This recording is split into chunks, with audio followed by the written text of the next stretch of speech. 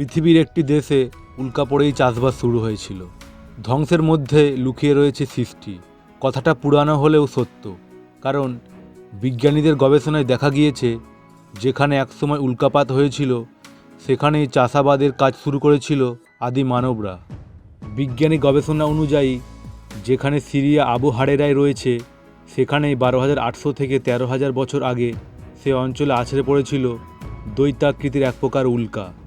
পরীক্ষা করে দেখা গিয়েছে মহাকাশে পৃথিবীর বায়ুমণ্ডলের সঙ্গে সংঘর্ষের কারণে এই গ্রহের বিস্তীর্ণ অঞ্চল জুড়ে ছড়িয়ে ছিটিয়ে পড়েছিল উল্কা বা ধূমকেতু।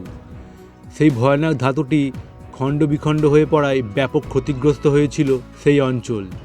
বিশেষজ্ঞদের মত অনুযায়ী আবু হারেরার যে অঞ্চলে উল্কাপাত পড়েছিল সেখানে বস্তি ছিল ভবঘুরে মানুষদের, যার ফলে উল্কাপাতের রেসের কারণে মৃত্যু হয়েছিল যাযাবরদের। যার কারণে ওই স্থানে যে আগে যাযাবর থাকতো তার সমস্ত তথ্যও জলের তলায় চলে গিয়েছিল 1970 সালে। এই উল্কাপাতের কারণে সে স্থানে মানুষ যে বাঁধ তৈরি করেছিল সেই বাঁধের জল ছেড়ে সিরিয়ায় তৈরি করা হয়েছিল বৃহত্তর জলধারা আসাদ লেক। যদিও পরবর্তীতে প্রত্নতত্ত্ববিদরা সেই স্থান পর্যবেক্ষণ করে সেখান থেকে উদ্ধার করতে সমর্থ হয়েছিলেন প্রাচীন যুগের মাটি, কাঁচের খুদে খুদে গোল গোল দানার টুকরো ইত্যাদি। এই কাঁচের টুকরো থেকেই বিজ্ঞানীদের অনুমান ভয়ানক বিস্ফোরণের কারণে তাপমাত্রা খুব বেড়ে না গেলে এইভাবে কাঁচের দানা তৈরি হওয়া সম্ভব নয়। অর্থাৎ উল্কাপাতটি যখন ঘটেছিল সেটি ছিল জোরালো।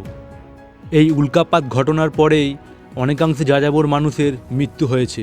তারপর থেকেই তুষার যুগের ভবঘুরে মানুষরা এক জায়গায় বস্তি তৈরি করে চাষবাস করে নিজেদের ক্ষুধা নিবারণ করতে। অর্থাৎ সেই সময়কাল থেকেই চাষ কী জিনিস এটি শিখেছিল মানুষ, যেটি বর্তমানেও চলছে।